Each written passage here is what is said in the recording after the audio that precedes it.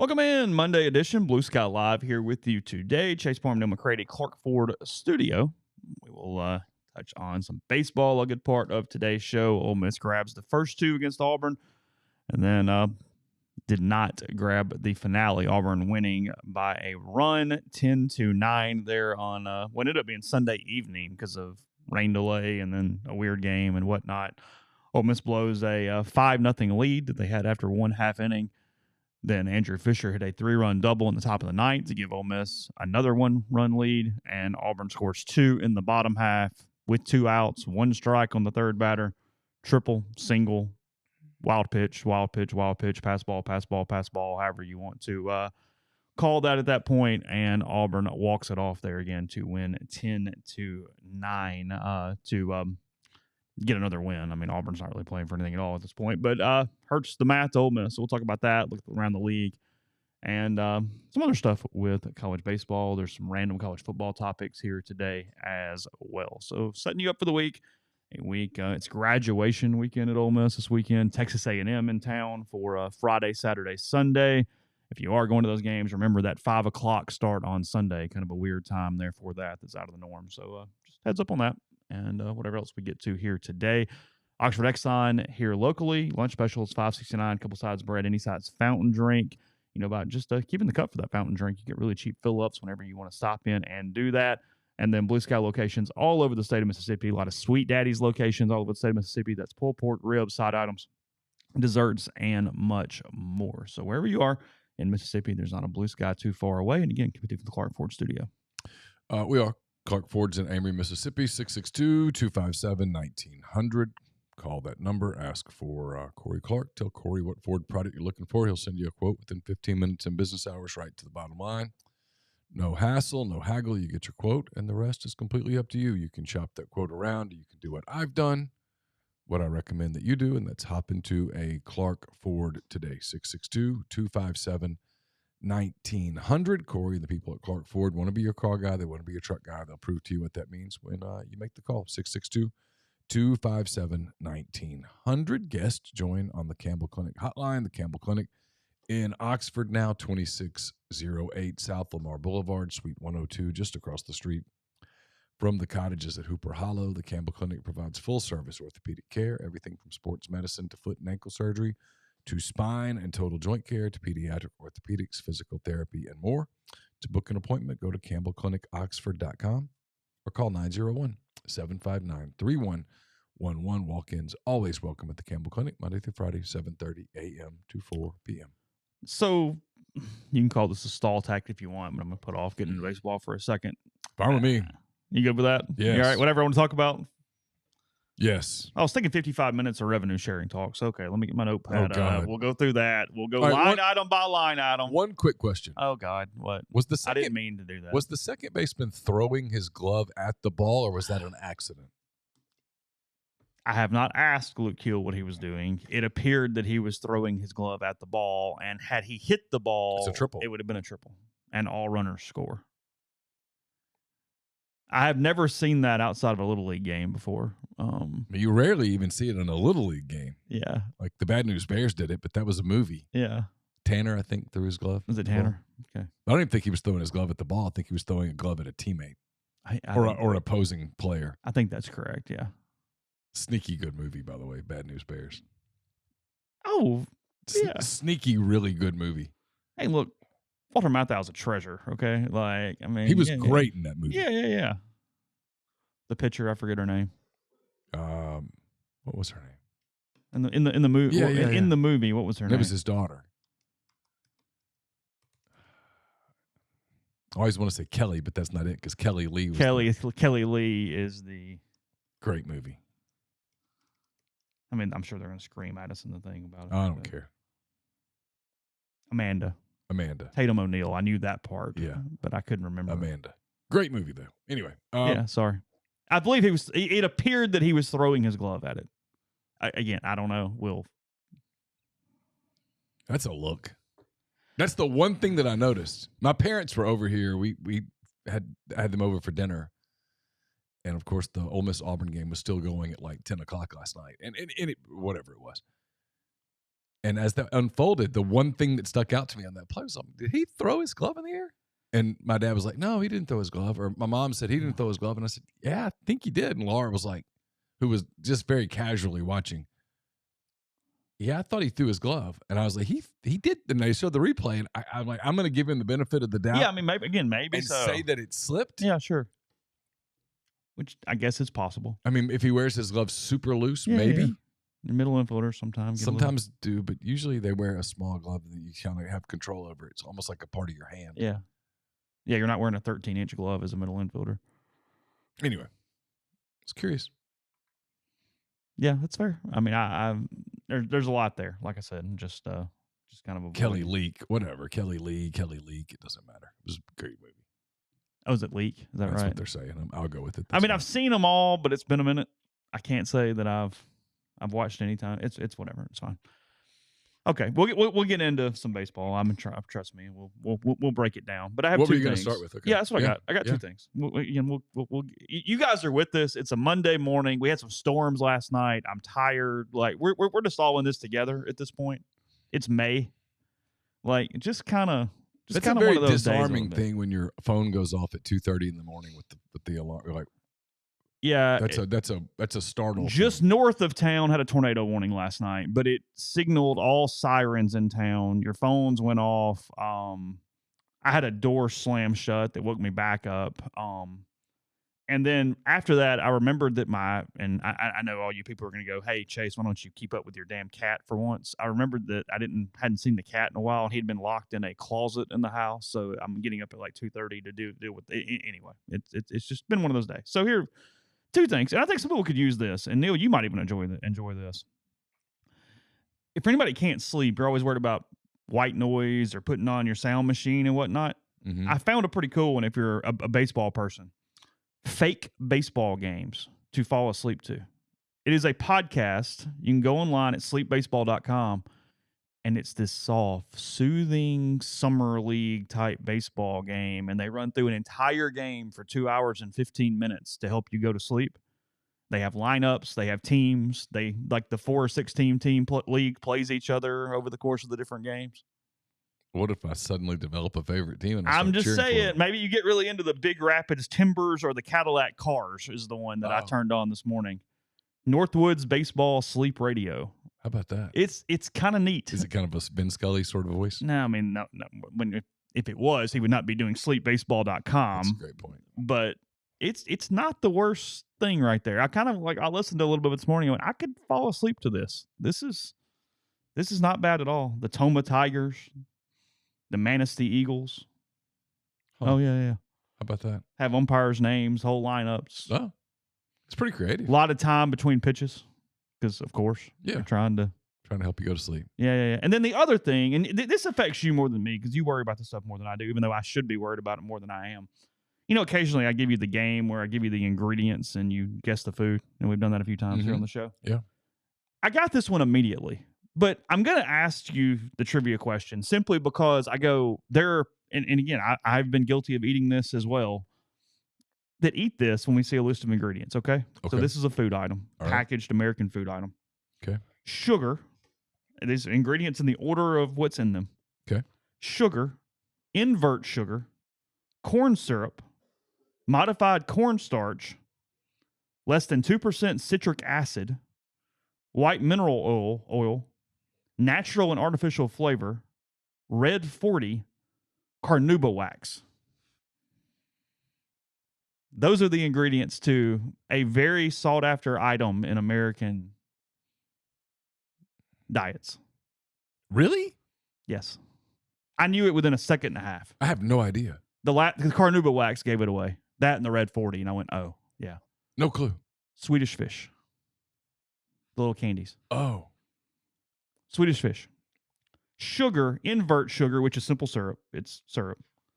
Corn syrup, modified cornstarch, contains less than 2% citric acid, white mineral oil, natural and artificial flavor, red 40, carnauba wax. Wow. Ugh. I kind of had a... Ugh. Do you eat Swedish fish? I mean, I don't... If they're sitting somewhere, I'll pop a couple in my mouth. I mean, I'm not going to go to the store and buy them. But yeah, I mean, they're fine. I don't know that I've had one of those in 30 years. Or more. I don't frankly remember ever having one. Because you have Swedish Fish, and then what's is it? I don't think it's Costco. Is it Trader Joe's? They do like Scandinavian swimmers, like their version of it. I think it's Scandinavian swimmers. Yeah, I haven't seen that. Yeah. So, yeah, Red 40 is not good for you. Like it is literally banned in some countries. Is it a coloring? Red 40, yeah. Okay. Yeah, it turns. It's to make things red. Oh, probably not good for you. It's not good for you. Yeah. Well, I mean, look, there's. I'm a promise. We can sit here and talk about whatever you want to talk about today. I'm just. Well, we were bored in the press ride. box a few weeks ago, and I don't know how we got on this subject, but Michael Katz and I got on a rabbit hole of looking up Surge, the soft drink that was the really caffeinated, like tear the phone book in half soft drink of like the 90s or early 2000s. It came back in 2014 for a little while. They were selling it on Amazon for an enormous amount of money. But there's a country that still sells a version of it.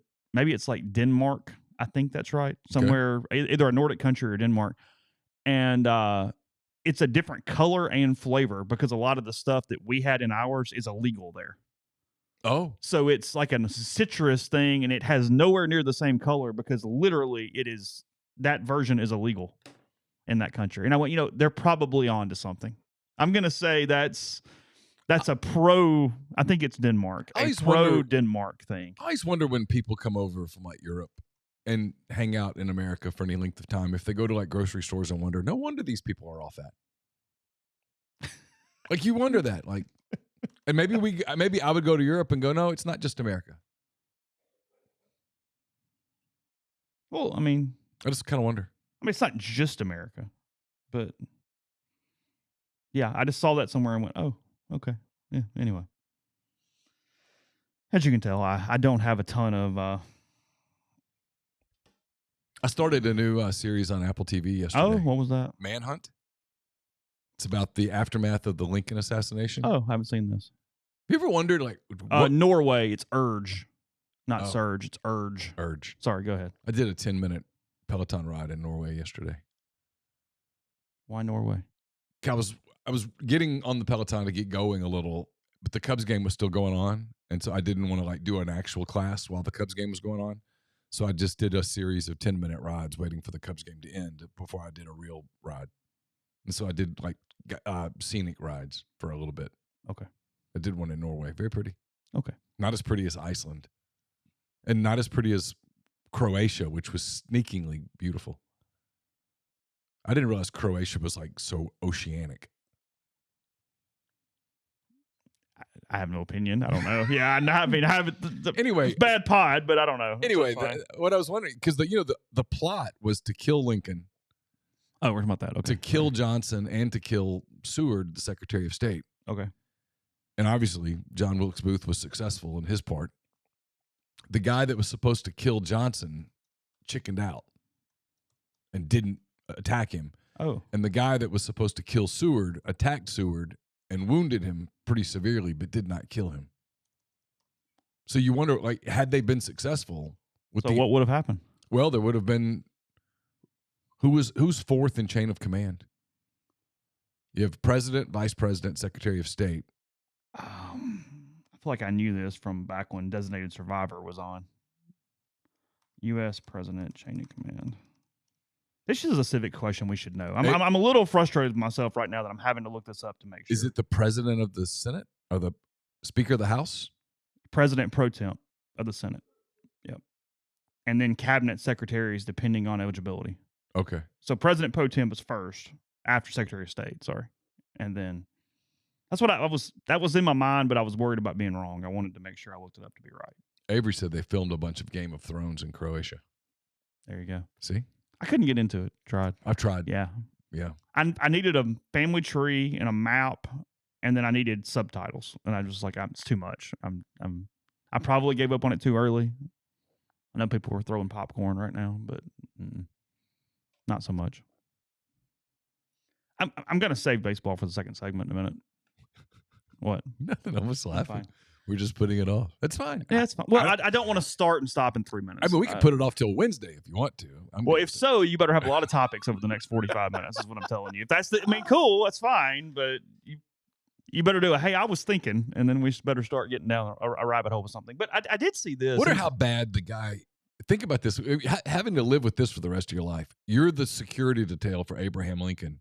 You left your detail to go have a drink, and when you come back, he's been shot in the head.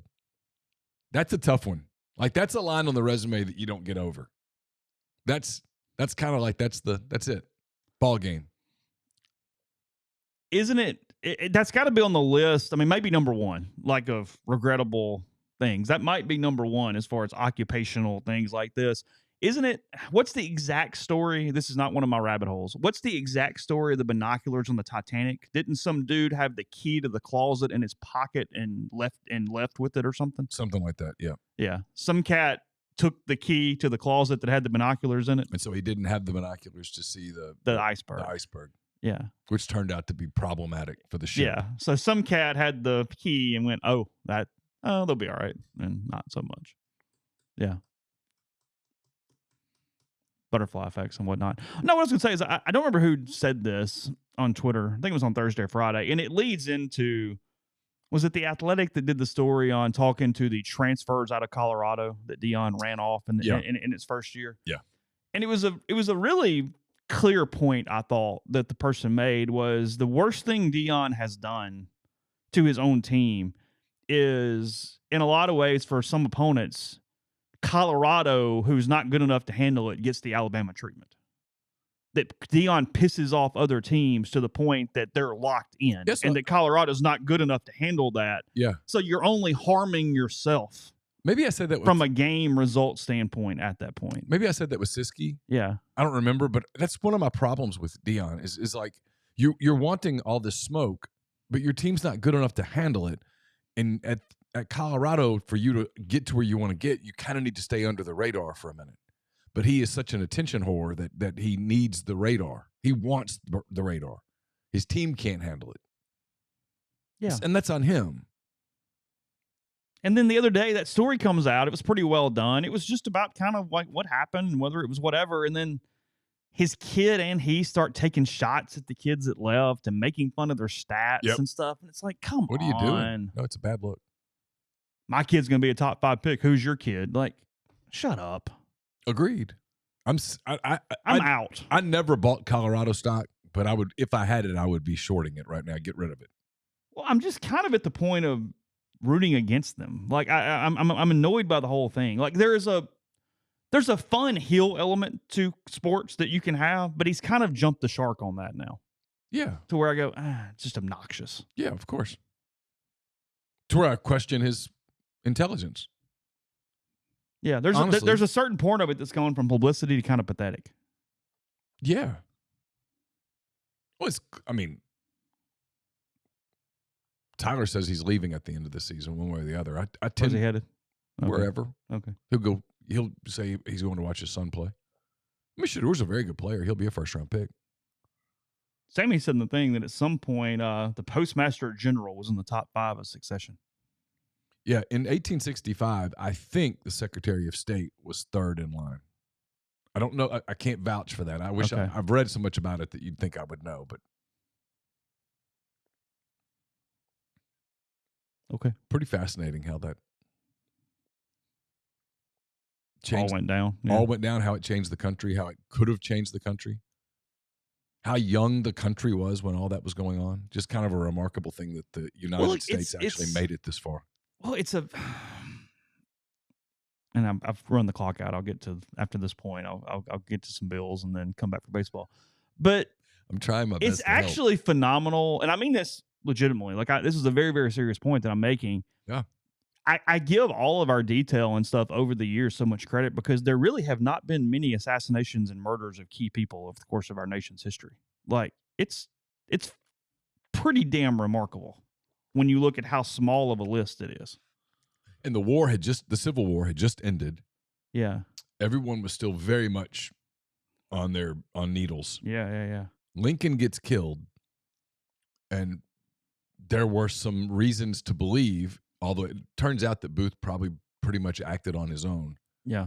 But that in the initial moments, there were reasons for the people to believe that the Confederacy was behind the assassination. Oh. And had that been the case, there would have been no Appomattox. Appomattox would have been ruled null and void, and we'd have gone right back to it. And had you fought again, oh God, I don't think the country survives. Yeah. A lot of stuff just kind of worked out on coin flips for about 100 years. Like, yeah, I mean, a lot of coin flips. Almost like there was providence. Yeah. 100%. So, all right, we'll come back in a minute. First, G&M Pharmacy, 662-236-2222.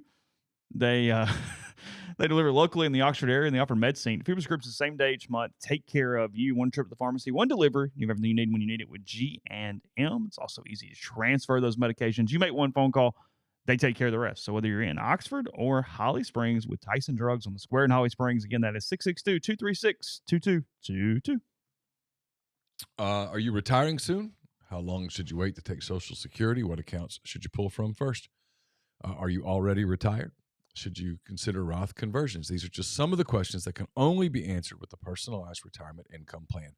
Andrew Seago with Seago Wealth Management specializes in helping folks just like you come up with their retirement game plan. Whether you meet at his office in Collierville or prefer Zoom from anywhere, schedule a free discovery meeting and see what they can do for you. It's rebelsretire.com. We're brought to you by Comer Heating and Air, Southern Air Conditioning and Heating, different names, same great products and services. If you live in Oxford, Tupelo, or the surrounding area, call Comer, 662-801-1777. If you live in Hernando, Memphis, or the surrounding area, call Southern, 662-429-4429. You still have a little over a week to register for the Lane Kiffin signed Grove Collective football. You can do it by going to the College Corner in Oxford. It's in the Oxford Commons, just off of Sisk Avenue. Leave a tip. That tip goes towards the Grove Collective and gets you registered for the aforementioned football. Plenty of parking available. The staff will have you in and out and ready for wherever you're headed in no time. So also 2 locations in the Jackson area and collegecornerstore.com. We're also brought to you by Argent Wealth, formerly Pinnacle Wealth. Argent Wealth, based in Ridgeland, Mississippi. They've got clients in more than 20 states. They provide detailed, specialized investment management, financial planning, retirement planning for individuals and businesses, and much, much more. At Argent, investing is treated like a commodity. Decisions are made using objective information and research, not emotions. Regardless of your level of wealth, Argent will sit down with you, listen to your goals, study your expenses, and put forth a comprehensive, detailed financial and retirement plan built just for you. It's myargentwealth.com. And we're brought to you by John Edwards, Regency Travel Incorporated in Memphis. John's part of Virtuoso. It's a worldwide network of travel partners that allow him to supply his clients with added values, unique benefits, simply not available to other travelers. Get in touch with John. Give him some parameters. Give him a budget. He'll give you options that you probably won't find on your own. And no, you don't have to live in or near Memphis to take advantage of his services. 901-494-3387 or send him an email, j.edwards@regencytravel.net. Yeah, Vice President, Speaker of the House, President Pro Tem, Secretary of State, Secretary of Treasury, Secretary of Defense, Attorney General, Secretary of the Interior, Agriculture, Commerce, Labor, Health and Human Services, Housing and Urban Development, Transportation, Energy, Education, Veterans Affairs, and Homeland Security. How about that? That is the list. So if you're like the Secretary of Homeland Security, you walk around going, I am 11th in line. 17th. 17th. Yes. 17th. 17th in line. I mean, hey, closer than I am. The concept of that show, Designated Survivor, was pretty good. Like, the concept was good. It was a good show. It was fine. I didn't finish it. First couple seasons were good. Yeah. Then I lost patience with it. It's like, how long can we do this? Yeah, right. But it was fine. Okay. I'll get into it. So anyway, all right. Ole Miss wins pretty comfortably on Friday. 11-7, I think, was the Friday score. Saturday, 5-4. Kind of gutted out. I guess, again, an Auburn team that's not good at all. They're really bad. A team that, I mean, they're 4-20 in the SEC.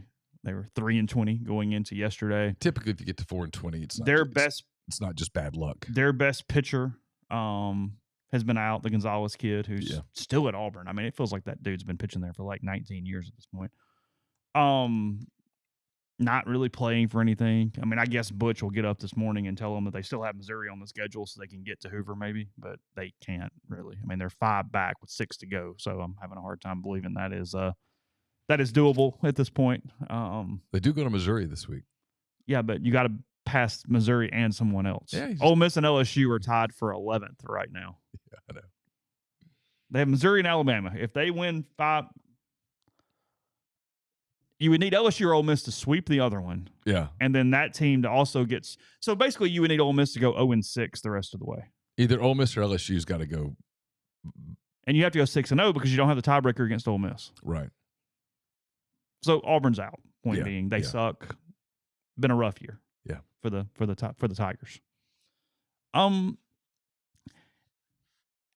thought that Ole Miss played well and played with some urgency those first 2 days because you can roll your eyes and whatever, but in the scope of where they were, no, they had to get all 3 against Auburn. They had a golden opportunity because Auburn's a bad baseball team, and I thought they played well enough to do that and had some awareness to the moment about them to where on Saturday night I kind of went, you're going to at least give us a chance to talk about it and go, hey, 3-3 is probably enough. Like, the rest of the way. Yeah. And you kind of do that. Mm-hmm. And then they come out yesterday and they score 5 in the first. Yeah. They hit 2 home runs. Fisher gets the big, and he's locked in right now. He's playing incredibly well. And then Trayson Hughes with his first home run as a Rebel, hits it out in the building out there. The batting cage is in right field at Plainsman Park, which is the best park in the SEC outside of the big parks, like of the old, that era. It's the best park in the league. Yeah. And then Ole Miss just goes completely silent. They let the reliever, the Alsip kid, throw 80-something pitches yesterday. I thought when the game went from 5-2 to 5-3 on the error at second base, I thought that felt like a big moment. It did. Because that lead, even though you had the lead, the big lead evaporated, and it's a game again that quickly, and Nichols is scuffling, and it just didn't feel right. Because the kid comes in for Auburn. They had an injury, and he comes in and has to get loose on the mound and all that stuff, and then pitched really well and pitched really hard, and it was like their kids were like, you know what? Let's try to get one for him. What the hell? Wouldn't this kind of be fun to get one for him today? And they kind of played with a little more, and that moment when it went from 5 to 2. They didn't die. Went from 5-2 to 5-3. They were kind of like, okay, well, if you're going to let us, if you're going to let us hang in there, and then they got it to 5-5, and then Ole Miss took the lead. I mean, there was just a lot there. And yeah, the Ross kid hits the home run to start the 8th. They go up 6-5. They give up the run in the bottom half. I'm almost finished with 10 thoughts, and I led 10 thoughts with this. So by the time you hear this, it probably will have already been published. Unless you're with us live, at which point, cool. Thank you. Thank you. I'm a big believer in like whatever your Achilles heel is, always kind of comes back to bite you in big moments. Okay. It's your identity after a while. And this team's identity, and I've watched them a good bit, not as much as you have, thank God, but a good bit. And when you ask me, tell me about this baseball team, the first thing that comes to mind is they're bad defensively. They're just bad on defense. Infield defense is bad. Their play behind the plate is sporadic at best. And it just kind of bit them yesterday. To me, it felt like just that stuff stopped them from – because they got big hits yesterday. There were big moments in the game where they delivered a big hit. The 5 spot in the first should have been enough to kind of put them away, but then they gave up a couple in the bottom of the first. If you just play clean. Just play a clean game and you win, but they don't play clean games. And there's a reason that they are what they are. No, they're a really bad baseball team defensively. And that's a lot to overcome. Because I told, I was talking to somebody the other day, and they said, it just feels like you have that era every game. And I'm like, okay, you do, and they do. But what the bigger problem is that you're not good enough in the other areas that the margin is so small. Now, look, they are a bad defensive baseball team, and that's what keeps happening. I'm not justifying that. But what I am saying is so often in their losses, they don't play well enough in any phase to where you're not immune to because look, every team has a mistake. But when Ole Miss plays, because everything's close and you have one little path to win most of the time, that one arrow looks like, oh my God, like, oh, see, there it is again. And then it gets all Well, shaken and rattled and and whatever else. it's not even just the errors. There's a lot of plays that they just don't get to a ball. They don't Yeah. make a play happen. They don't turn two, just get the force out. They just there's just stuff. And then the ninth yesterday, they bring in Smithwick to pinch hit. He gets a single to start the inning, good at bat.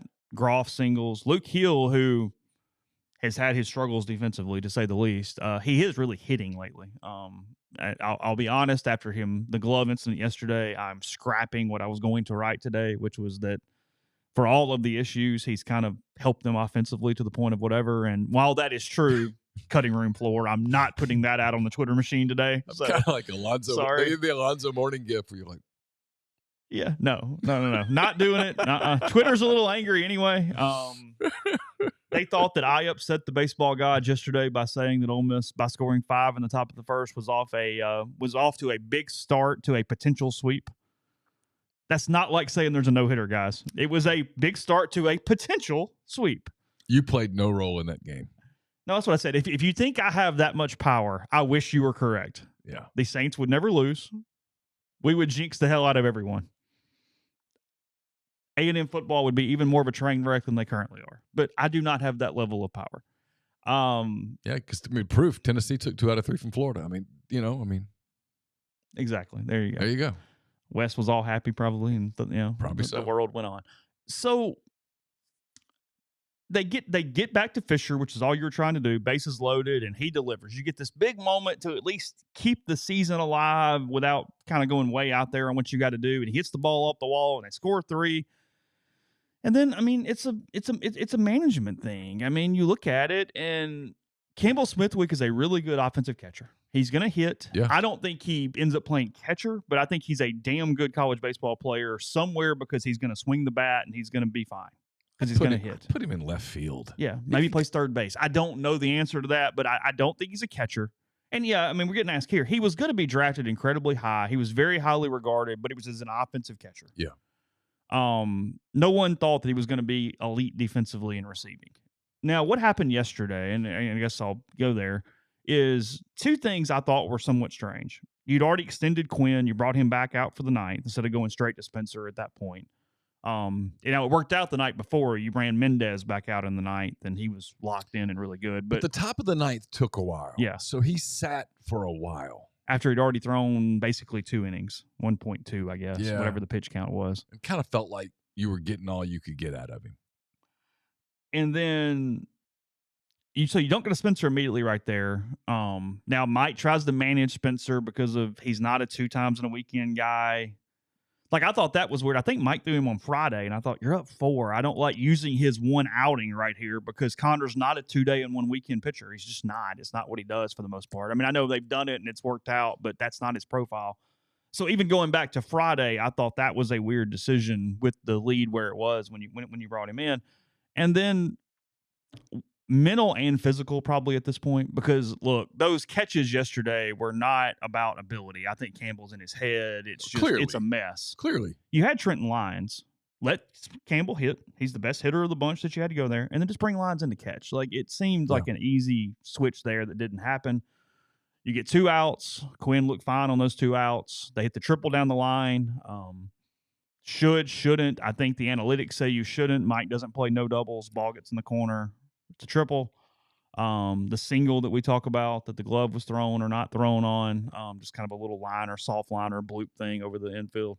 And then he's basically going to steal second, I think. And then it's a pass ball. Although, okay, don't yell at me. The stats gave it wild pitch on all of them. I don't do the stats. I'm just the computer said wild pitch. You are everywhere. really trying to deflect a lot of blame today. I said that to somebody this morning, and they started yelling at me. And I'm like, I did not do the official scoring. I don't know. Yes, the balls were catchable, but it says wild pitch. So I wrote wild pitch. Because it felt a little pointed in the story. If you go, well, wild pitch, that the scorekeeper screwed up. It was actually a pass ball. Just wild pitch. Okay. So. You could have called the Auburn official score. I could have. Who does that now? I don't know. Okay. And then. I might have John Cohen's number. You think he could get on that for me in the middle of the game? I have freezes. He'll know somebody. Tell me who it is. He's bailed out Ole Miss once before. He was trying yesterday. I mean, he had Auburn and just put him away, and hey. Did all he could. So, goes to third on the wild pitch pass ball, and then that's how the game ends. I mean, that was it. It was literally, the ball was not, it was a triple and a single, and they scored 2 runs because of the way that the thing, and it just, as you said, it's your Achilles heel. It's the epitome of the way everything is going. It's a microcosm. Use your word that fits right there. It's fitting. And then you get into these post games, and I know you have zero sympathy because you covered Ole Miss basketball during a pretty rough era over a few years there. Yes. But baseball plays so many games with so many interviews. I understand. And you're going, I've asked the same question 12,000 times at this point. You know what I mean? And you get in there and you go, so whatever. And Mike last night was really latched on, hey, honestly, we didn't really deserve to win it. They scored in 7 of 9 innings. We scored in 2 of 9 innings. And had we won, it would have been pretty lucky. And that's not wrong, but you also had a 5-0 lead and had a lead in the 9th inning. It's like, just get the damn out and keep your season going. Like, that's... No, it was a game you should have won. Yes. It was a game you should have won in a season where you can't afford to give games away. So now you look at it, and, I mean, I'm not going to spend all week talking about paths because it is a pretty complicated set of math right now on a couple different levels. I mean, I'll just set this up for you guys to be aware of kind of what's going on. Ole Miss currently is, I guess they are 2 games ahead of Missouri for the final spot in Hoover. So, I mean, LSU and Ole Miss are in pretty good shape right now, although Missouri does have Auburn left. Yeah. On the schedule. So it's not a certainty. But that doesn't matter. Missouri's probably not sweeping. They did get one against Carolina to at least stay in and this at this thing. point, look, if they don't get to Hoover, then it's all pretty elementary. Yeah, sure. Right. 9-15 in the league, 25-22 overall. They have Murray State left in a midweek, which is not a guarantee. Murray State's pretty good. They're top 75 RPI. And then they're at Southern Miss next week before going to Baton Rouge to close non-con and then for their last road trip. Again, they have A&M. They have LSU. A&M at home at LSU. LSU took 2 out of 3 from A&M. A&M looked like dog crap the first 2 days and then looked more like themselves yesterday in salvaging that game 3. If you want your Pollyanna take, it's that A&M is 8-6 on the road, and they are 32-3 everywhere else. So if you're going to get them, at least it's not there at Bluebell Park. But back-to-back road weekends, a little weird on a schedule there for A&M late in the year. But they're really good. The number 1 RPI team in the country. They're probably number 2 or number 3 in the polls this morning, I assume. I think Tennessee went to number 1, if I saw that correctly. Probably. So 9-15. And as I've been saying, Ole Miss has a puncher's chance at 13 SEC wins in the regular season. Some people are saying that they think they might with 12. The problem with 12 is that suddenly you even have a hard time staying above 500 unless you start really doing something. Like it just, math gets stupid at that point. They're not putting a 12 and 18 team that would basically be 500 in the overall. Because it's what, and I got mad at SEC Network yesterday, and I tweeted this. They had a graphic that they kept showing. This. Did you see this? I did. I saw it. It was frustrating me. I figured as much. I wasn't even following Twitter, but I figured when I saw that, I figured you were probably a little because I have a spreadsheet with all this crap in it. Yeah, it's got RPIs and all this stuff, and the graphic is eligible at-large SEC teams to reach NCAA tournament since 1999. There's so many caveats to this because there was an era where if you didn't make Hoover in an 8-team field, you just didn't get in. That was Ole Miss 14-16 in 2002, despite being number 6 in the country at one point. Right. Some of these RPIs are up in the 60s because Missouri sometimes has a really crap RPI, even if they win games. Like, there's so many extra elements to this. But even in the element as it is, so 100% of teams at 16 wins, 78% at 15. But even that's misleading because the 6 that missed it all had RPIs that were gigantic. Like, it was way up there. It's not relevant to anything that we're talking about. Okay. 14 teams, 16 of 23, but here lately it's been almost all of them. Like it's really started trending the other way again, unless you have crazy RPIs. Okay. 10 of 26 at 13, which is about right. I mean, you don't have a perfect resume. You need to at least win one in Hoover. As I've said, since this era, the only team, South Carolina in 2017 won 13 regular season games and 3 in Hoover and missed the tournament. They are the outlier. Most of the time, if you win 13 and go to Hoover and win a game or 2, you're in. And then this is what started this 12-win thing, is that they point out that 3 of 17 teams have gotten in with 12 wins. Every one of those was a rain out. So it was 12 and 17, not 12 and 18, number one. No 12 and 18 has ever got 12 and 18 team has ever gotten in. And then the 2006 state team was one of those. They didn't make Hoover, so you didn't have that extra game. They won 37 regular season games. They all had RPIs around 30. Like, it just doesn't, the math doesn't math the way that they were trying to make that look like on SEC Network. So if Ole Miss somehow gets a gift from the gods and they go 12 and 18 and they get in because their RPI this morning is 25 and their strength of schedule is 3, they have really good metrics. They have 9 wins against the top 25. They've got really good analytics. If they get in, it will be the first time in history that's ever happened, is my point. So, sure, but counting on that or even going, hey, look, I just can't get there. And also in an era where they're still hanging on to the grow the game thing. Yeah, I just think... Look, I think 13 gives them a shot, a legitimate shot. Probably need to win on Tuesday in Hoover, and you probably need to beat Southern Miss next week. Anything short of that, and we're just kidding ourselves. I mean, I'm sorry. They're not taking a 12 and 18 SEC team. And even 12 takes 3 and 3.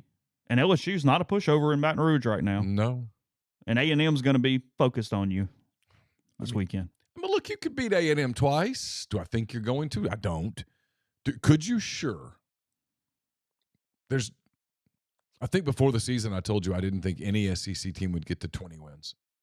I think I'm going to end up being proven wrong, but the league's tough. People are a little worn down.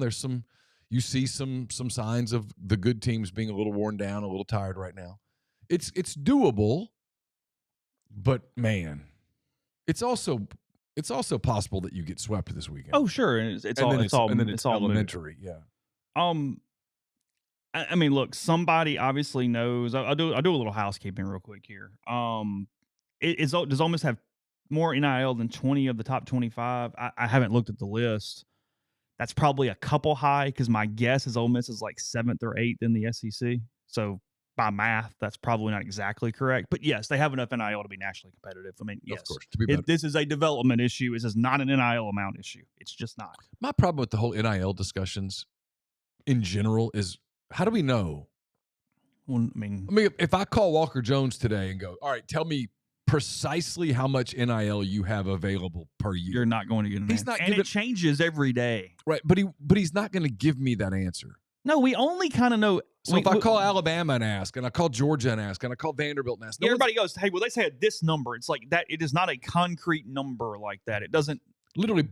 Yeah, we've gotten into a dumb habit with that. It bugs the hell out of me. I know A&M's baseball minimum because they literally guarantee a minimum to every player. Right. So I can do the math. Right. But I don't know their total number because they pay like Braden Montgomery a whole hell of a lot more than that. And so I get furious at people in our field, frankly, drive me nuts with this. Oh, well, this school has this much for NIL. I'm like, how do you know that? It changes by the day. You literally don't know that. Yes. And yet when I'll say there's no way to know that, people are like, well, that's lazy. No, it's not. There's no way anyone's going to give you that information. Walker doesn't know exactly what next week it's going to look like. And he wouldn't tell anyone if he knew it. Here's what we have as of today. He wouldn't tell me that. So it's mind-boggling how much that really bothers me. And then I'm going to get out ahead of this one. And look, as I was saying, I'm sure someone knows, but I don't think we are.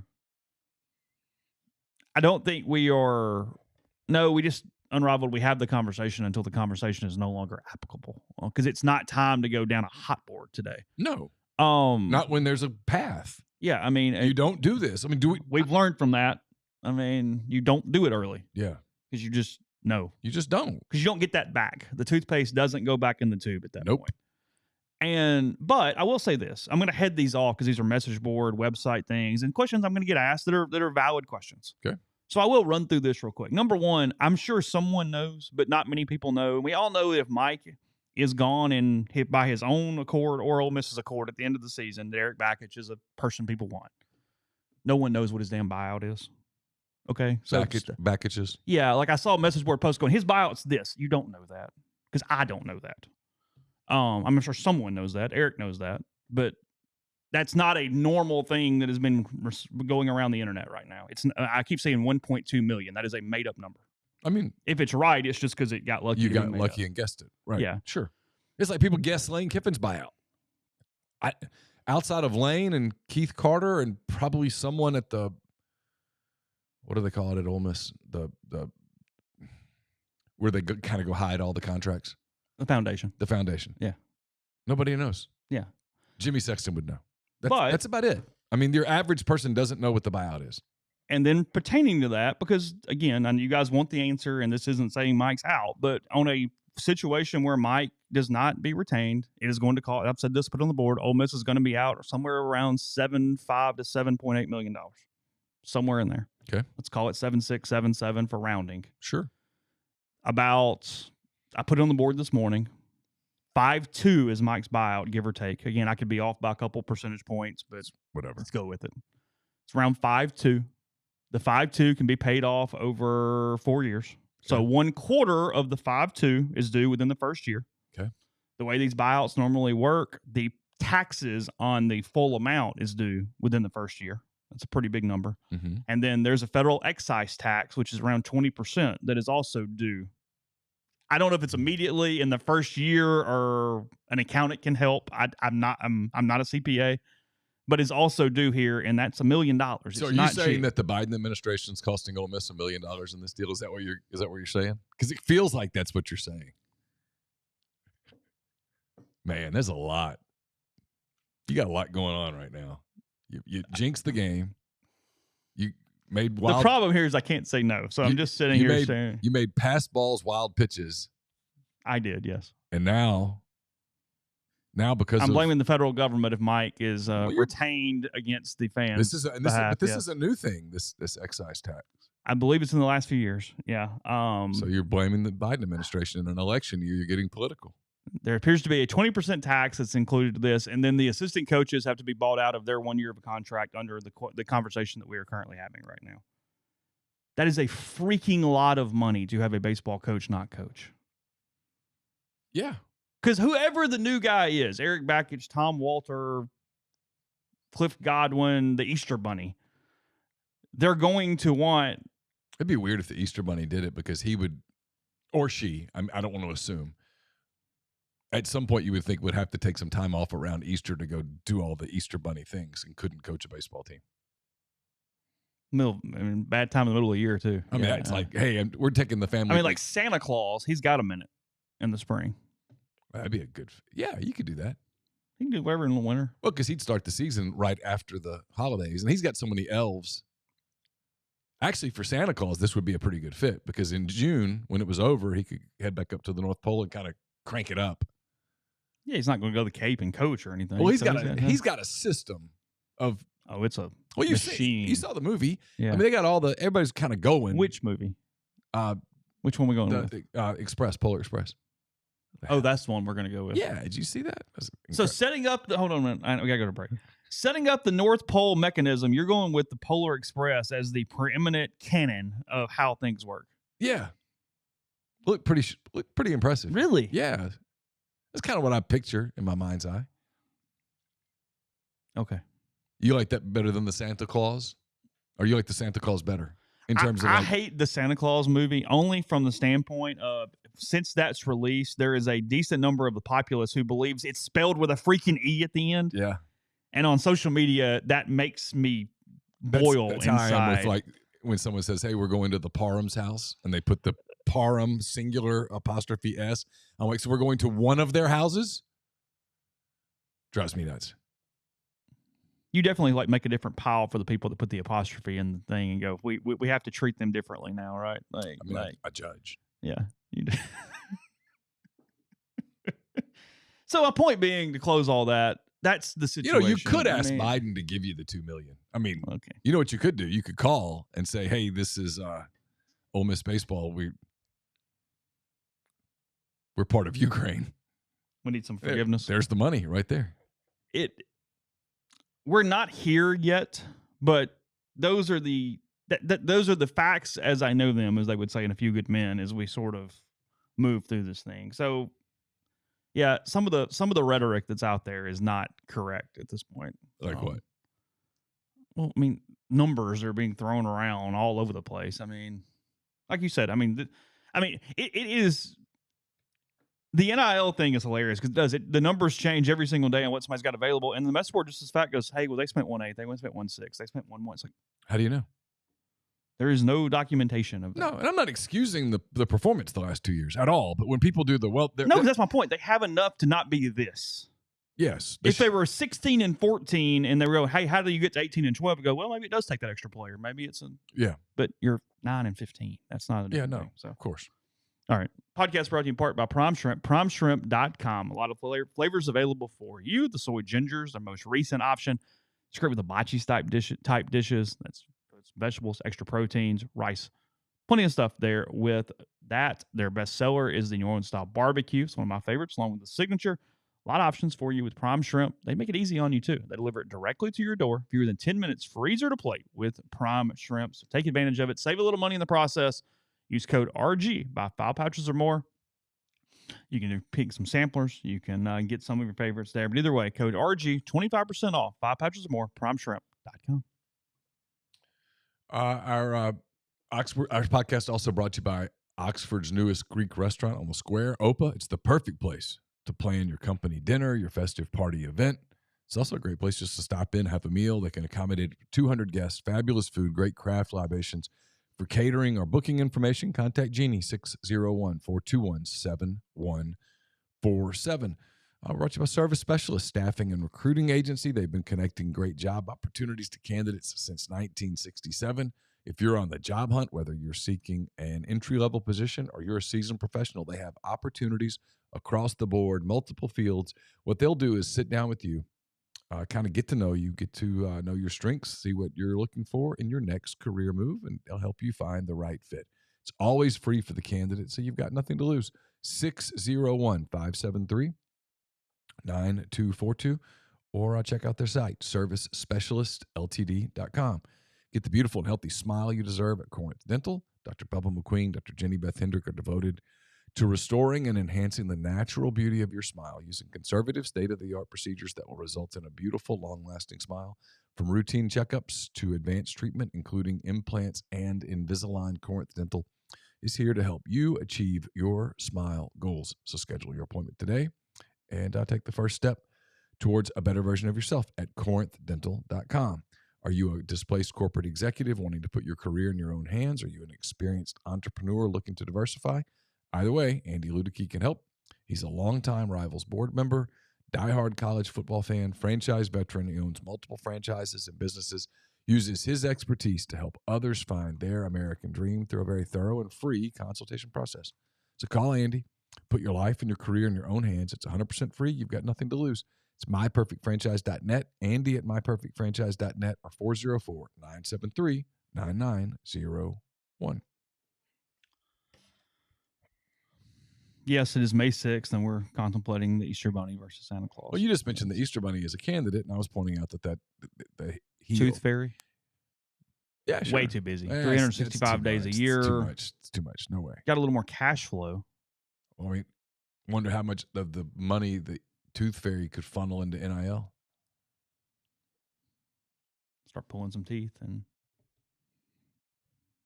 I mean, only got a population decrease coming up, though, so that's not going to be as many teeth. Save a little cash. Because yeah.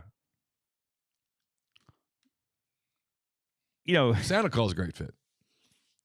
We talked about it in all seriousness. The problem with okay, I have an opinion on what's going to happen. I have an opinion on what you probably should do. Here's the problem with the moment that you do it. Look, monetarily, it doesn't make sense to do. Well, monetarily. Because I do think fans are going to buy the tickets for at least one more year. I do. Maybe you guys yell at me and tell me you're wrong, but I think you will. Yeah. I think one more year, you'll buy the tickets. The question that you have to have is from a kind of morale standpoint. Buying the tickets and actually attending the games are two completely different things. And if you get to a place where people don't go to games, they stop supporting it, not everyone's coming back. People find other things. Think about stuff that you once really cared about that now you don't really care about anymore. It's a little more foolproof just because it's Oxford in the spring. There's not a ton Sure. to do on the weekends. You take the kids, Yeah. and it's No, sure. But sure. I mean, you're really deciding how much morale is worth. That is the question. And that's one of those things that how do you can't put a number on morale and go, this is what it's worth. No, it's a guess. And it's a stab in the dark, really. And you might end up being right. You might end up being wrong. I don't know. But what I was going to say is, you can't go, okay, well, here's what we're going to do. We're going to get Eric Bakich. Okay, well, that's that. You won't be the only one potentially pursuing Eric Bakich. I don't know what he wants, how he would weigh different jobs, who would offer what questions he would have, how those questions might be answered differently at different places. I mean, Cliff Godwin's done an incredible job at East Carolina. Can you hire Cliff Godwin right now? Because the first line on his resume in Oxford's people is, well, he's a Bianco guy. Can you do that? He's probably more a Maneri guy than a Bianco guy, but the point stands. Can you do that? I don't know. How would that be received? Yeah, it didn't look like the easy hire. And look, there's no guarantee you could get him. I don't know who else is open. I mean, it's kind of like the thing. I mean, look, I believe if Vanderbilt is open and Eric Bakich gets offered the Commodore job, this is all a moot point. I mean, yeah.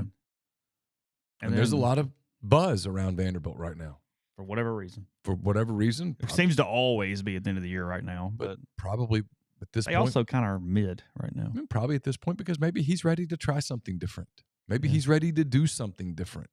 Been there a long time. He's won championships. There's nothing else for him to do. He's built one hell of a legacy. And does the next dude at Vanderbilt get the same resources, or is that a Tim Corbin thing? I don't know the answer to that. I don't know. Do they hire Scott Brown and just go, hey, we're going to pay a third of what we're paying now? Does Florida make a move? Yeah, just Texas.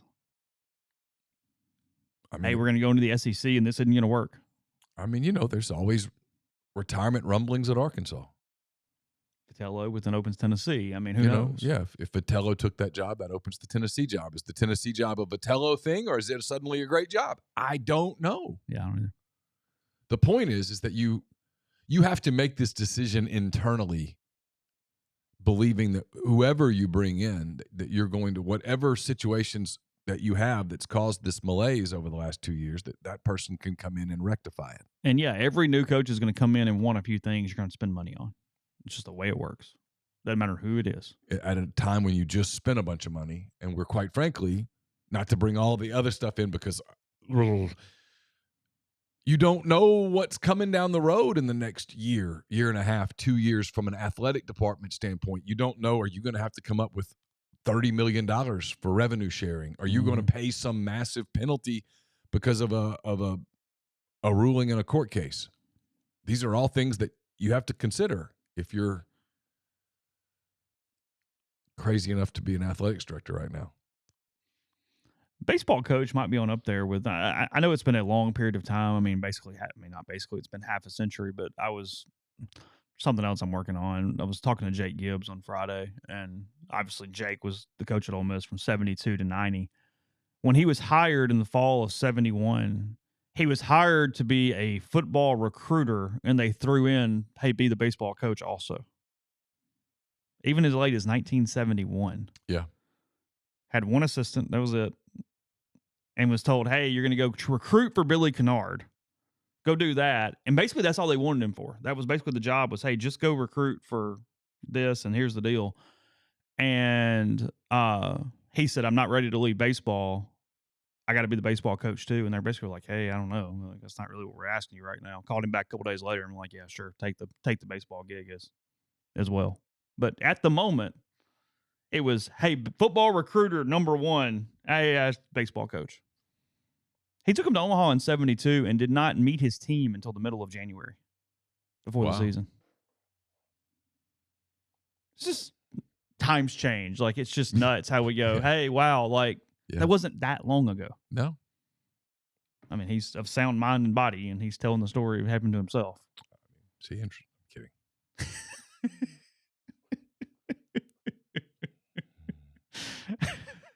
I mean, I've been asked, like, what would you do? And I mean, I number one, that's ridiculous because I'm not part of the process. I don't know. I don't think it's I mean, I think I do know what It's a hard I decision. think I do know what I would probably do, but I'm not the person that has to look at the bills. I'm not the one writing the checks, if you will. Yeah, it's easy to go, I just pay him. Well, okay. But Well, so I get tired of that argument in football. Just get more NIL. Just get more. Just get more. It's like, holy hell, man. At some point, money can't be the answer.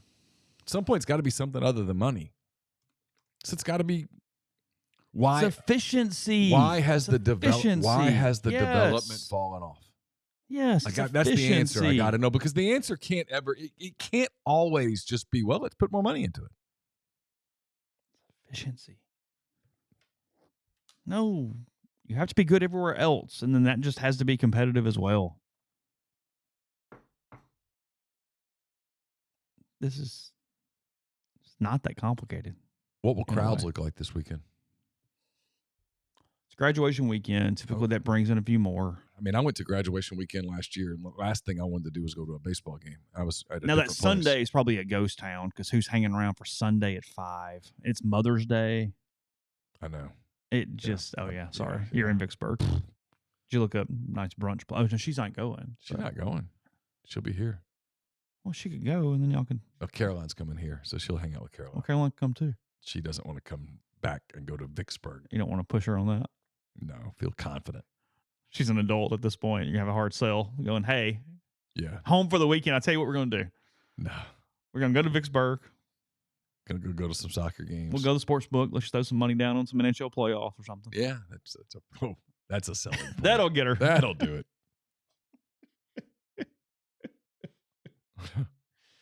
No, Sunday's probably pretty rough, is my guess. Friday and Saturday are probably okay. I mean, I don't know times for ceremonies and whatnot, but yeah, they're typically all right. Again, Sunday will be the home finale. Tuesday in Hattiesburg, and then Thursday, Friday, Saturday in Baton Rouge to close. Yep. Kentucky got 2 from Arkansas. They did. Huge crowds. Did they? Huge crowds. In Lexington? Mm-hmm. He's done a phenomenal job. He has. After they're fun. Sucking for a while. They are a fun team. They are. They're great. They're really fun to watch. They're really fun. They are. Most places he would have been fired before he figured this out. Well, his resume is strange. He's figured it out. They're going to be a national seed. The path to Omaha will go through Lexington. Oh, yeah. Done a fantastic job. State got to 14-10. They've got Arkansas and Missouri left. I think they're hosting. They've got a good chance to host. Yeah. The way State's playing, they could get 2 in Fayetteville. Bama 10-14 now. Still actually Bama's just 1 game up on LSU and Ole Miss all of a sudden. They're just don't have a lot. And then Georgia just beat the hell out of Vanderbilt. Georgia's playing with a lot of confidence right now because they have a guy that every time he comes to the plate hits a home run.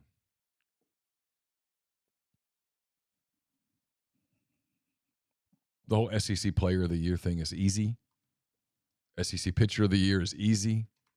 SEC Coach of the Year is easy. Because it's Mingione. Yes. Pitcher of the Year is Hagen Smith, and the Player of the Year is Condon. I don't know about Freshman of the Year. You can do that for me. I hadn't thought about that. Yeah, I think Condon's going to win Player of the Year. I feel pretty good about that. Anybody who votes for anybody different should be cast away at this point. Yes. And Smith's Pitcher of the Year. He's been phenomenal.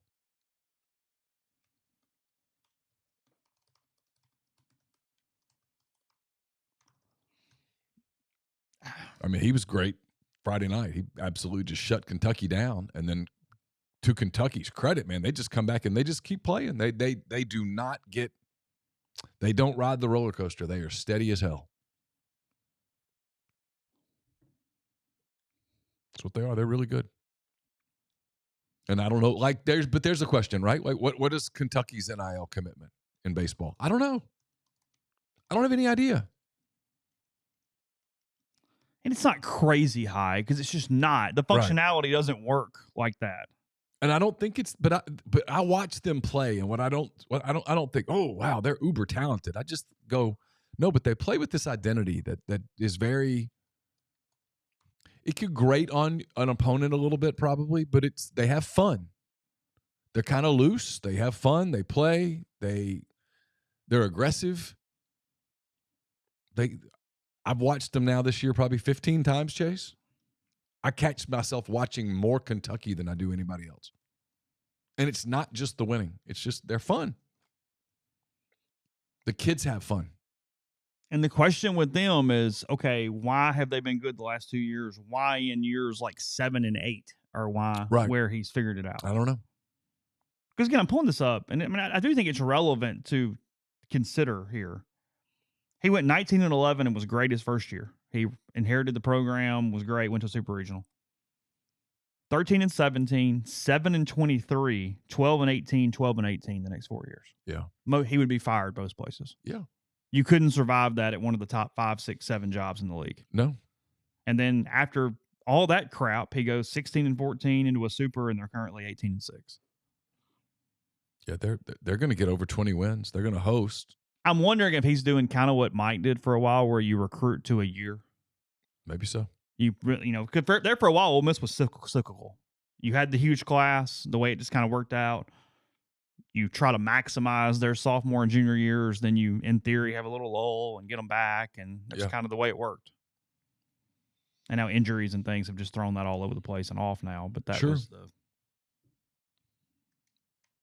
the move. Though, I mean, Ole Miss is a different team if you have Hunter Elliott as your ace on Friday night all year. They probably have a completely different record. Xavier Rivas could help. I mean, there's no doubt. Of course.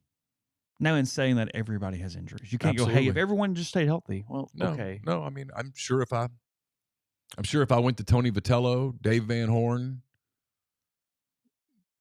Mingione, and said, is your team fully healthy? They'd say, oh, no. We've got this injury, and we had lost this guy. And no, I mean, you have to got stuff. Everybody has stuff. You have to overcome stuff. I'm going to hit one interesting thing on how a team is paying for their stadium. I'm going to do that in a minute after the break. First, we'll do that. I'll tell you about Northeast Spark. Any SPARC, service people across rural communities, 2 packages, the Ignite, the 100 Mbps, or the Blaze. That is their 1 gig option, their fastest option available. Your hometown team bringing you world-class broadband. That's AnySpark.com, 662-238-3159. Phone service, remote controls, network security, wireless mesh extender, and much more. So to get the best internet in Lafayette County, that's AnySpark.com.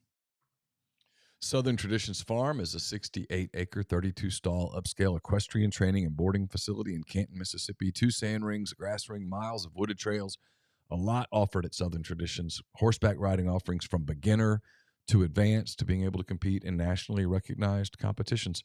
It's Southern Traditions Farm on Instagram or Facebook to learn more. We're also brought to you by Art Hayes, Sotheby's International Realty. Are you thinking of making a move?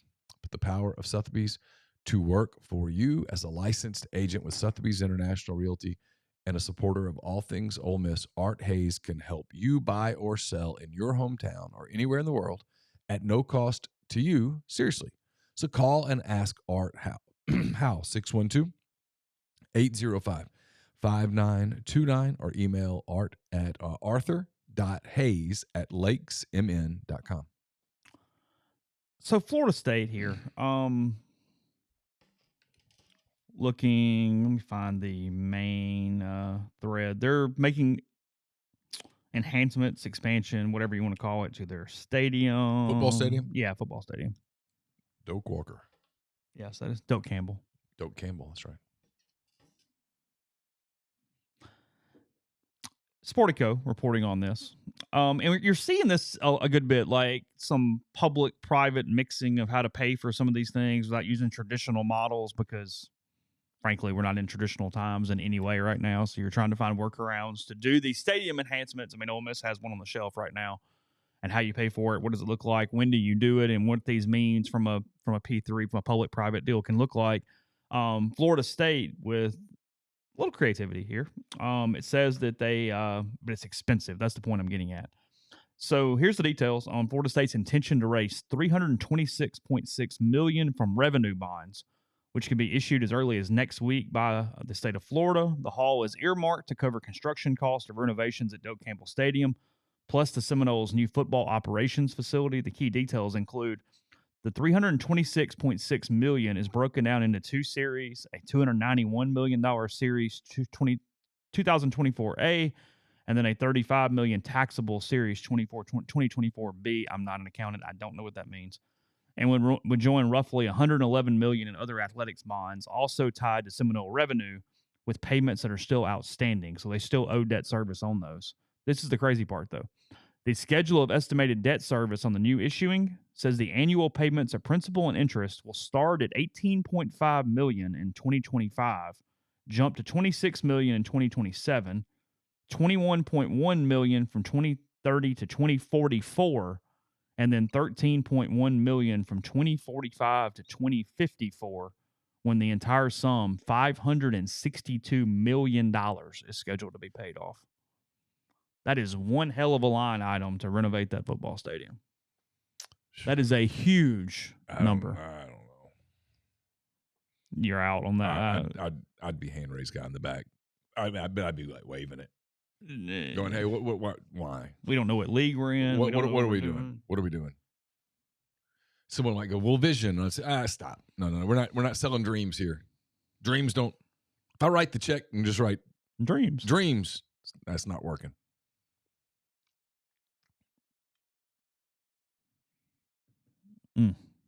But everybody's trying to figure it out because, I mean. Along those lines, Mac Attack, thanks for the super chat. He says 30,000-foot view. What happens in athletics and Oxford economy when national enrollment finally plummets and it hits Ole Miss Oxford? I think the answer to this is that all these SEC schools that have seen record enrollment over the last few years, the post-COVID years, they are gambling that it won't impact them. They are gambling that it will impact the smaller schools, the Arkansas States, the Delta States, the Louisiana Techs, the ULMs, the UTM, those type schools that the big schools, Ole Miss, Mississippi State, LSU, Alabama, Auburn, Arkansas, Texas A&M, those kind of schools won't be impacted. That maybe they won't continue to see the growth, but that they won't see a fall off. It's one of the fascinating things Ole Miss is trying to figure out right now is they have all these students and you need to probably build dorms and you got to do this stuff, but dorms are a lot like that expansion that I think baseball ends up pausing here. It's a lot of money for not many beds. And you kind of go, it takes forever to build, so it's not an immediate Band-Aid. And then two, it's a lot of money for not a ton of payoff on the other side. It's why Ole Miss has been really smart to try to basically lease every apartment complex they could get and go, hey, just give me some beds and we'll figure this out and let this thing happen. See what you actually need. See what you don't need. Rent for a while. Yeah, exactly. Sure. Just kind of, because once you break ground. Yeah, because it's the whole, well, you're throwing money away. Well, you kind of are, but you're also not leveraging your future. No, I agree with the stance. I think it makes a ton of sense right now, considering everything that's going on. But that's kind of one of the decisions they've been trying to make and see what's going on there with that. Are the T-Wolves going to go up 2-0 tonight in Denver, Mr. McCready? Boy, they look like a team that's really designed to give Denver fits. Game one, they were Denver starters had a real hard time. Reggie Jackson had a good night. Otherwise, that's a blowout. My guess is Denver wins game two. But look, Minnesota's a matchup problem. And right now, Anthony Edwards is playing at a completely different level than everybody else. Denver, the way Denver wins is Jokic must go back to being the best player on the floor. Got to be the best player on the floor. Got to be dominant. And they can throw different cats at him. They can do some different things. He's going to get his, but he's got to have like special games. Denver doesn't have a lot of depth right now. They look a little beat up. They look a little tired. Defending a title is hard. Game one at Madison Square Garden with Pacers Knicks, and then game two with the T-Wolves and the Nuggets. Those are 6:30 and 9 o'clock, both on TNT tonight for your viewing pleasure. NBA's been fun, the playoffs. It really has. I mean, they get a lot of criticism, and the numbers aren't going to be good, and I get it. But for those of us who love it, it's been fun. I mean, what kind of odds you giving the Pacers here? Not good. Knicks are good. Knicks are good. Yeah. And they win the East? I kind of want to see Boston without Porzingis just for a little bit. Well, he's out right now. How long is he out? I don't know. because they can't win the title without him. I think it'd be problematic. Again, margins. You built this and you had it, and then an ankle. 100%. And it's why making decisions about coaches and stuff is hard. It's hard. Sports, it's really hard to win a championship. You have to have luck. God. You have to have luck. You can't count on everything. Got to have some luck. Some things have to go your way. No, I mean, look, the Timberwolves could win the night, and suddenly Denver's in deep trouble. Deep trouble. And I mean, the T-Wolves could get to the finals. They could beat the Thunder in the next round. If the Thunder get by. I mean, I think Dallas is going to beat the Thunder, personally. Yeah. Get this super young team going up against Luka Doncic and Kyrie Irving. Played a lot of basketball. When it appears they figured it out. Now, it sounds like a little thing, but they lost Maxi Kleber to the shoulder injury the other day. He's out. He's out 3 weeks minimum. And he'll be back for the semifinals now, the way NBA playoffs work. And Dallas doesn't have a ton of depth. So Oklahoma City, on the other hand, is maybe the deepest team in the league. Does the depth thing become an issue over the course of a 7-game series? I kind of doubt it, but it's something to watch. Thunder and the Mavs, they start that series tomorrow night. Oklahoma City, a 3-point favorite in game 1. That's if Oklahoma City's still standing. They're expecting severe weather tonight. Oh, they really? Going right through Metro OKC, like tornadoes and such. And in Oklahoma, when you mention tornadoes, people get justifiably scared. Yeah, was it last week, that big one that went across the road? Is that video? Yeah, it's unbelievable. Look at a damn movie, like that was CGI'd. It was like Nebraska. It was Nebraska. Unbelievable. Yeah. Holy, yeah, no doubt. T-Wolves tonight. Denver's a 5.5-point favorite at home tonight against Minnesota. Okay. And that one, game 1, when they do play Celtics and Cavs, that's tomorrow at 6. Boston, an 11.5-point favorite. Yeah, Boston's they're going to get past Cleveland. I think they're going to win the East. It's just their problem's going to be whoever comes out of the West, especially if Porzingis is even limited. Mm-hmm. That suddenly gets gettable.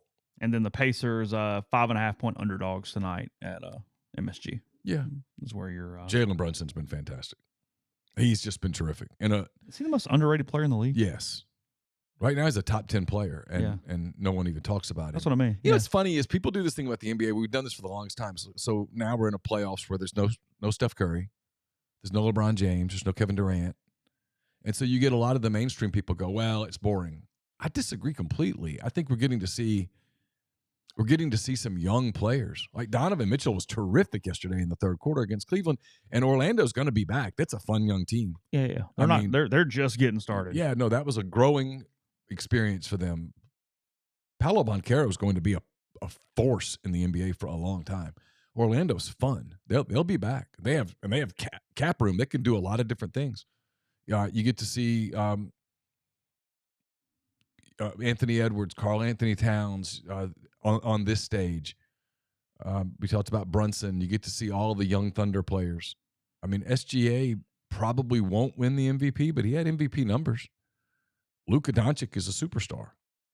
I mean, Kyrie Irving might be the best ball handler in the history of the game. It's a fun playoffs. I get people don't like the NBA and some of the stuff and all. That's fine. I get it. But when people do the quality of play is not good, I disagree completely. We're down to the final 8 in the NHL just quickly here. Still Stars Avalanche, Canucks Oilers, Panthers Bruins, and Rangers Hurricanes at this point. Pretty much the division favorites have advanced. It's not been a lot of outside scratch here with this. So Rangers only won to start the series so far. New York up 1-0 on the Carolina Hurricanes. So okay. Dallas won a big game 7 last night to eliminate the Golden Knights. Oh, is that right? Yeah. So Dallas, I think they came back from a 2-0 hole to win the series in 7 games. Yes. I wish I watched more hockey. It's such a good live sport that's tough not TV. live unless you really have a rooting interest. Yeah. Yeah. The discrepancy is just huge. Live, it's just fantastic. Oh, it's the best thing there is. It's play. I've said this before. The most exciting sporting event I have ever attended in person, just pure exciting, was a NHL playoff game between St. Louis and Chicago. I mean, like the game, had you been there, I mean, the Predators and Canucks. So game four was in Nashville. Canucks were up 2-1 at the time in the series. Canucks were by far the favorite in the series. And with 2 minutes to go, the Canucks scored a goal to make it 3-2, I believe. And then they scored the equalizer in Nashville with 6 seconds left. Oh, wow. Can you imagine that play? No. 6 seconds away from tying it 2-2, headed back to Vancouver. Know you're going to get game 6. 6 seconds. They tied it and then won in overtime. Wow. Yeah. Just, brutal. yeah. My brother went to a game to see the Predators back in December, and he's kind of latched onto them and is trying to get in. And he's like, that felt comfortable, very Ole Miss fan kind of thing. Like, yeah, I was like, that was par for the course there at that point. Which is what every fan base says. By Yeah, the way. yeah. We're all doomed. Yeah, we're all cursed. Everyone's doomed. Well, because if your standard, because even the Alabama guy today is going, well, I mean, Saban's no longer here now. I mean, I don't know. Oh, yeah. It's Nick. Yeah, we could be right. If so, you had a hell of a run, champ. Want to break down the Brady roast a little tomorrow. We'll get into some other stuff that's going on. We'll talk a little Derby tomorrow. I just didn't really fit it. I could have stalled more and talked about the Derby this morning, but we'll get to that tomorrow. Race. It was a great race. Photo finish, the whole deal. Mystic Dan, bit of a mutter. He pulled it off there, and I felt really bad for the number 2 horse. You could tell that he knew that was an opportunity of a lifetime that had just gotten by. Head dropped. Yeah, it was emotional. What was his name?